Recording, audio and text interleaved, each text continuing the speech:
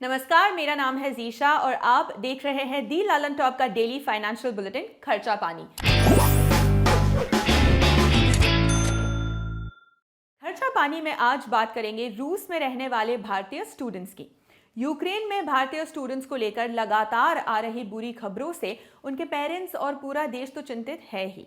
रूस में रहने वाले भारतीयों को लेकर भी लोग परेशान हैं। हमने बात की रूस में मेडिकल की पढ़ाई करने गए स्टूडेंट से और जानना चाहा कि यह वॉर शुरू होने के बाद रूस में क्या हालात है।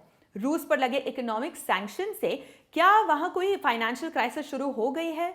जैसा कि मीडिया में दिखाया जा रहा है कि लोग बैंकों के बाहर लाइन लगाए खड़े हैं, कैश ट्रांजैक्शंस में दिक्कत आ रही है। क्या वाकई ऐसी समस्याएं हैं? क्या वहां महंगाई खूब बढ़ने लगी है या फिर रूसी करेंसी में जबरदस्त गिरावट का वहां रहने वाले भारतीयों पर क्या असर हुआ है? इन सभी सवालों के जवाब आपको वहां रहने वाले स्टूडेंट से ही सुनवाएंगे। लेकिन उससे पहले आज की आर्थिक सुर्खियां। एलआईसी आईपीओ टाले जाने की खबर तो आप सुन ही चुके हैं, लेकिन ब्लूमबर्ग न्यूज के हवाले से आई एक रिपोर्ट में दावा किया गया है कि देश का सबसे बड़ा आईपीओ अब अगले वित्त वर्ष में ही आएगा, यानी 21 मार्च से पहले उसके आने की संभावना नहीं है। इस बारे में फॉर्मल अनाउंसमेंट अगले हफ्ते हो सकती है। रिपोर्ट में कहा गया है कि अगर यूक्रेन रूस तनाव कम हुआ तो यह आईपीओ अप्रैल में या फिर मई में आ सकता है। इस आईपीओ के जरिए सरकार एलआईसी में 5% हिस्सेदारी बेचकर करीब 60,000 करोड़ रुपए उगाहना चाहती है। यूट्यूब देखने और वीडियो क्रिएट करने का शौक भारत में किस कदर बढ़ा है, इसका अंदाजा हमारी दूसरी सुर्खी में लगता है। कंसल्टिंग फर्म ऑक्सफोर्ड इकोनॉमिक्स का एक रिपोर्ट में कहा गया है कि यूट्यूब क्रिएटर्स इकोसिस्टम ने इंडियन जीडीपी में 6,700 करोड़ रुपए का कंट्रीब्यूशन किया है। इसके करीब 6.25 लाख लोगों को फुल टाइम के बराबर रोजगार मिला हुआ है। रिपोर्ट के मुताबिक भारत में करीब 4,000 यूट्यूब चैनल ऐसे हैं जिनके सब्सक्राइबर्स की संख्या 1 लाख से ज्यादा है और यह तादाद 45% की दर से बढ़ रही है। अब लौटते हैं आज के खास मुद्दे पर, जहां एक और यूक्रेन में फंसे हजारों भारतीय स्टूडेंट्स को निकालने के लिए भारत सरकार लगातार कोशिशें कर रही है, वहीं रूस से भी बड़े पैमाने पर स्टूडेंट्स का आना शुरू हो गया है, इस डर से कि आगे हालात बिगड़ने पर कहीं वे रूस में भी फंस ना जाए। ये स्टूडेंट्स खुद ही फ्लाइट पकड़कर रूस से घर वापसी कर रहे हैं। उनके पेरेंट्स भी इस बात को लेकर चिंतित है कि रूस पर लगे इकोनॉमिक सैंक्शंस के चलते कहीं वहां कोई क्राइसिस शुरू ना हो जाए और स्टूडेंट्स किसी फाइनेंशियल क्राइसिस में फंस जाए। रूस के सोशल और फाइनेंशियल कंडीशंस की जानकारी के लिए हमने बात की योस्कार ओला सिटी की मारी स्टेट यूनिवर्सिटी के मेडिकल स्टूडेंट जितेंद्र प्रधान से। जितेंद्र, सबसे पहले दी लालन टॉप के व्यूअर्स को अपना इंट्रोडक्शन दीजिए। मेरा नाम जितेंद्र प्रधान है। मैं जसपुर उत्तराखंड का रहने वाला हूँ और फिलहाल मैं रशिया के योस्कर सिटी में रहता हूँ और मारी स्टेट यूनिवर्सिटी का 6th ईयर का स्टूडेंट हूँ, मेडिकल स्टूडेंट। जितेंद्र जी, अभी जो हालात है रूस यूक्रेन के बीच लड़ाई की, और आप भी न्यूज़ सुन रहे होंगे कि यूक्रेन में किस तरह भारतीय स्टूडेंट्स को दिक्कतों का सामना करना पड़ रहा है। हम जानना चाहते हैं कि वहाँ रूस में क्या हालात है और आप सब कैसे हैं। तो जैसे यूक्रेन में इवैक्यूएट के दौरान काफी जैसे दुर्घटनाएं हुई हैं, तो ऑब्वियस है कि सर इंडियन पेरेंट्स का कि बच्चा हमारा जो रूस में पढ़ रहा है वो भी सेफ हो। सर उसी वजह से काफी कॉल्स वगैरह आती हैं, जो पेरेंट्स के बच्चे यहाँ पढ़ रहे हैं उनको। तो बस थोड़ा सिचुएशन पेरेंट्स की तरफ से पैनिक है। अगर हम ग्राउंड लेवल पर देखें, यहाँ रशिया में जो बच्चे पढ़ रहे हैं जैसे मैं हुआ, तो यहाँ कोई दिक्कत नहीं है, नॉर्मल लाइफ है बिल्कुल। अच्छा। हमारी यूनिवर्सिटी ओपन हो रही है, time to time offline classes चल रही हैं। हुँ, जो यहाँ के लोकल वर्कर हैं, जो हुँ, लोग हैं यहाँ पे काम करते हैं, भी अपना सही से काम कर रहे हैं। हुँ, तो जो नॉर्मल लाइफ पहले थी हुँ, सेम हुँ, बिल्कुल अभी भी है। ऐसा कोई पैनिक वाली ठीक है। सिचुएशन नहीं है। बस हुँ, हाँ जी, यूरोपियन जो मीडिया है वो कह रहे हैं कि हम रशिया पे अटैक कर देंगे, ये कर देंगे, वो कर देंगे। सर बस वो एक र्यूमर है। तो हुँ, यहाँ पे अगर रियल लाइफ में देखा जाए तो सर कोई हुँ। दिक्कत नहीं है, बिल्कुल सब सेफ है। क्या भारत सरकार या रशियन एडमिनिस्ट्रेशन की ओर से कोई अलर्ट या एडवाइजरी जारी हुई है? क्या कहीं से भी आप लोगों को अलर्ट रहने की ज़रूरत महसूस हो रही है? कोई रेड अलर्ट नहीं है। और इवन सर हमारे मेंटोर हैं डॉक्टर रोहित सर, उन्होंने इंडियन एम्बेसी में बात किया है कि कोई भी अगर उन्होंने बोला है कि इंडियन एम्बेसी से कि अगर कुछ भी अगर हो तो उन्हें बता दें। वे हमें सबसे पहले इन्फॉर्म करते हैं, अगर कुछ भी अगर सिचुएशन पैनिक होती है, कुछ भी बाय चांस होता है 1% तो सर वे इन्फॉर्म कर देते हैं। जब से युद्ध शुरू हुआ है, कई देशों ने रूस पर तरह तरह की आर्थिक प्रतिबंध लगाई है। ब्रिटेन ने रूस के वीटीबी बैंक के करीब 11 लाख करोड़ रुपए जब्त कर लिए हैं। अमेरिका ने भी रूस के टॉप बैंकों नोविकॉम, सोवोकॉम और ट्रिकी के करीब 6 लाख करोड़ रुपए जब्त कर लिए हैं। यूरोप में रूस के करीब 6 बैंकों और दूसरे फाइनेंशियल इंस्टीट्यूशंस की प्रॉपर्टी और दूसरे एसेट जब्त कर लिए गए हैं। कहा जा रहा है कि इन इकोनॉमिक और फाइनेंशियल सैंक्शंस की वजह से रूस में हलचल मची हुई है। बैंकों और एटीएम के बाहर भीड़ है। फाइनेंशियल क्राइसिस से लोग डरे हुए हैं। हमने जितेंद्र से जानना चाहा कि क्या वाकई वहाँ फाइनेंशियल हालात खराब हो रहे हैं।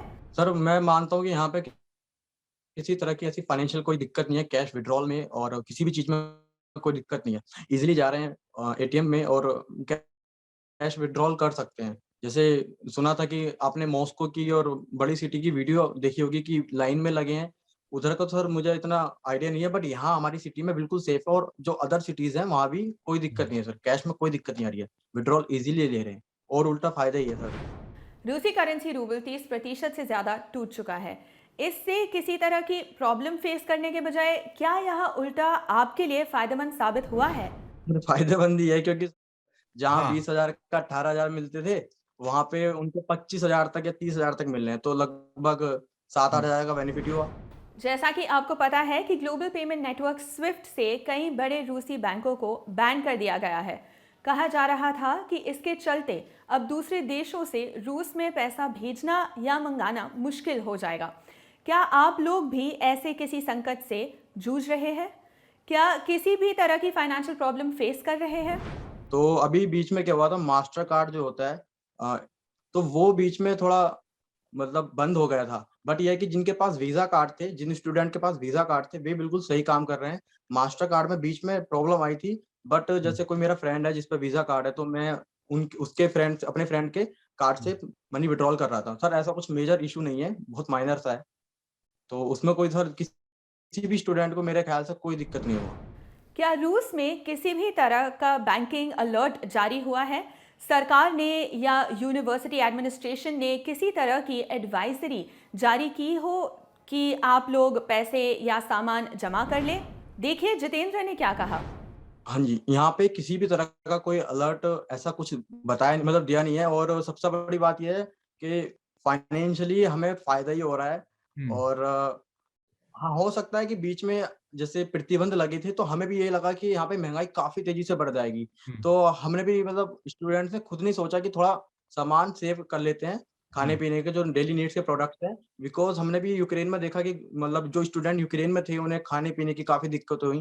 तो हुँ, हमने भी थोड़ा बहुत डेली नीड्स के प्रोडक्ट कर लिए थे सेव। बट हुँ। जब बाद में 1-2 दिन हुए, ज़्यादा दिन हुए, 4-5 दिन हुए, तो ऐसा कुछ महँगाई बढ़ी नहीं है सर। लेकिन दुनिया भर के आर्थिक अखबार और मीडिया रिपोर्ट कर रहे हैं कि रूसी स्टॉक मार्केट और करेंसी में जिस तरह की गिरावट आई है, उससे जल्द ही रूस में महंगाई कई गुना बढ़ने वाली है। रूसी सेंट्रल बैंक ने भी इस बारे में एक्शन लेना शुरू कर दिया है। क्या रूस में रहने वाले स्टूडेंट्स को महंगाई का डर सता रहा है? हाँ जी, हाँ जी। सर वो मैंने तो ये भी सुना है कि जैसे जब लास्ट टाइम इन्होंने क्रीमिया पे हमला किया था, तो इन पे काफ़ी प्रतिबंध लगे थे। तो उसके बाद इन्हें लॉस काफ़ी हुआ था उस टाइम। जो फाइनेंशियली लॉस हुआ था, इन्हें काफ़ी हुआ था। बट इन्होंने जो अपना डॉलर विदेशी बैंकों में रख रखा है, उसको इन्होंने कम किया। आई थिंक 71% से लेस देन 50% लाए हैं, जिसकी वजह से इन्होंने गोल्ड में इन्वेस्टमेंट किया। तो इन्होंने सेविंग्स पहले से ही जो फाइनेंशियल क्राइसिस है, उसको झेलने के लिए इन्होंने पहले से ही प्रिपरेशन कर रखी है। हुँ। ये यहाँ की जो मीडिया है, इसके द्वारा मुझे पता चला है ये वाली बात। जितेंद्र के अलावा हमने रूस में रहने वाले एक और इंडियन स्टूडेंट से बात की और जानना चाहा कि क्या वहाँ किसी तरह की फाइनेंशियल और बैंकिंग प्रॉब्लम्स आ रही है। देवाशीष, आप हमारे व्यूअर्स को अपना परिचय दें। मेरा नाम देवाशीष श्रीवास्तव है। मैं ग्वालियर मध्य प्रदेश से हूँ और मैं यहाँ 6th ईयर में पढ़ता हूँ, मारी स्टेट यूनिवर्सिटी योशकरोला, ये मारियल रिपब्लिक में आता है। देवाशीष, हम पहले से चर्चा कर रहे हैं कि अमेरिका, यूरोपियन यूनियन और कई कंट्रीज ने मिलकर रूस पर इकोनॉमिक सैंक्शंस लगा दिए हैं। आपको वहाँ किसी भी तरह की फाइनेंशियल प्रॉब्लम पेश आ रही है? क्या आप किसी तरह की टेंशन में हैं?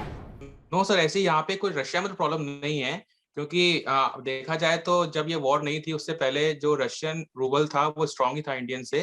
तो जब हम जैसे 10,000 रुपए डाल रहे हैं तो हमें 8,000, 500,000 ऐसा कुछ मिलता था।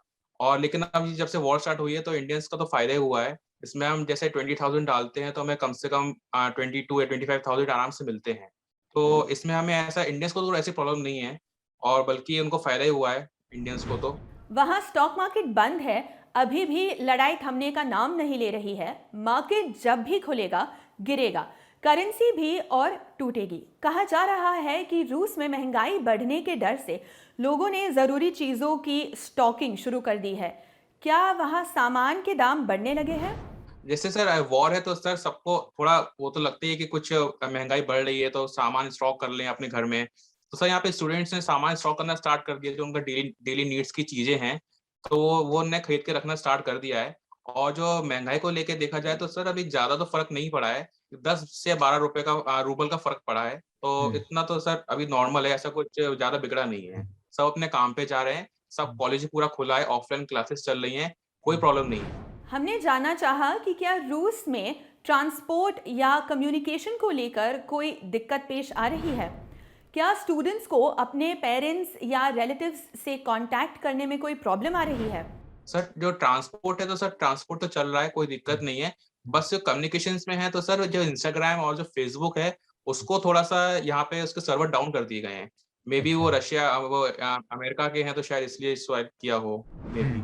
क्या आप अपने पेरेंट्स या भारत के लोगों को कोई मैसेज देना चाहते हैं? यस सर, बस मैं इतना ही कहना चाहूँगा सर, हम रशिया में हैं, हम यहाँ सेफ हैं, हमें कोई दिक्कत नहीं है। हमारे जो मेंटर हैं डॉक्टर रोहित चौधरी, वो लगातार एम्बेसी के टच में हैं और हमें हमें गाइड कर रहे हैं कि हमें क्या करना है। और जो भी हमारे सेफ्टी के लिए मेजर्स हैं, वो हमें बताते जा रहे हैं। तो हमारे लिए यहाँ सेफ है, यहाँ कोई दिक्कत की बात नहीं है। बस पेरेंट्स जो हैं, वो थोड़ा पैनिक हो रहे हैं न्यूज़ चैनल्स देख के इंडिया में। तो बस यही मैसेज है कि हमें यहाँ पे पूरा प्रोटेक्शन मिल रहा है, हम यहाँ सेफ हैं, हमें कोई दिक्कत नहीं है। तो इतना पैनिक ना हो पेरेंट्स इंडिया में। एक बार फिर हमने रुख किया जितेंद्र का।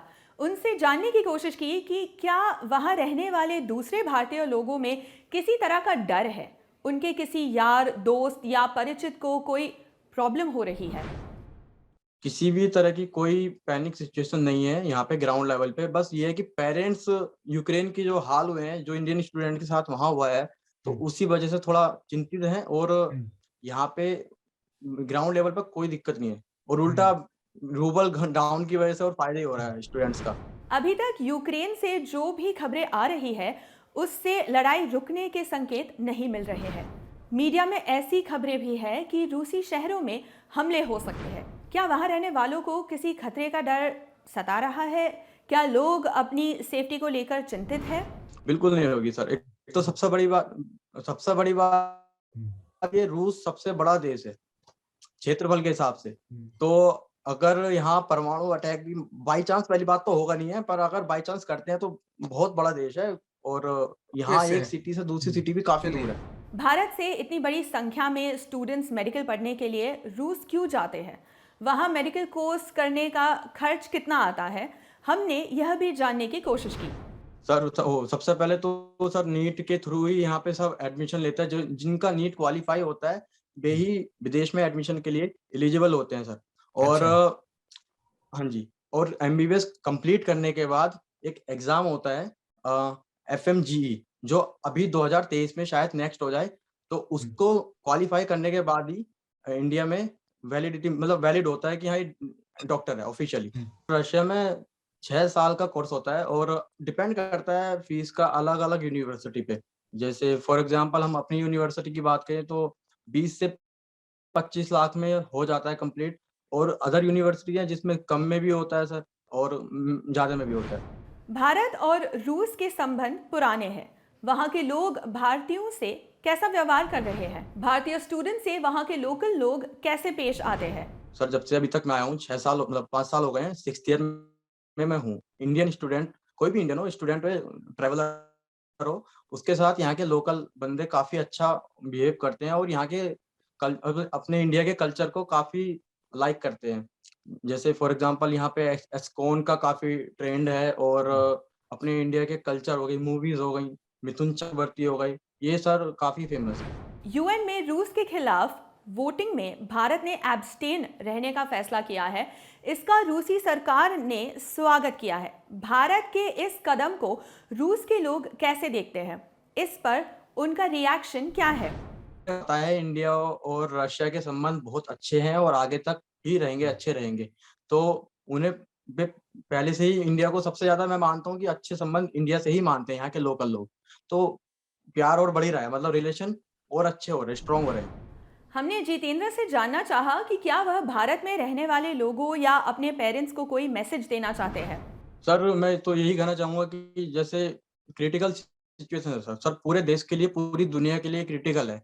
तो जो बच्चे बाहर पढ़ रहे हैं, छोटी कंट्री है जैसे यूक्रेन हुआ, तो सर लोग क्रिटिसाइज कर रहे हैं कि छोटी देश में क्यों जा रहे हो, इंडिया में क्यों नहीं पढ़ते हो, इंडिया में क्यों नहीं पढ़ते हो, और थोड़ा मिसबिहेवियर कर रहे हैं सर बच्चों के साथ। उनके इंस्टा पे जैसे जो रिलेटिव हैं उनको बैड वर्ड्स बोल रहे हैं।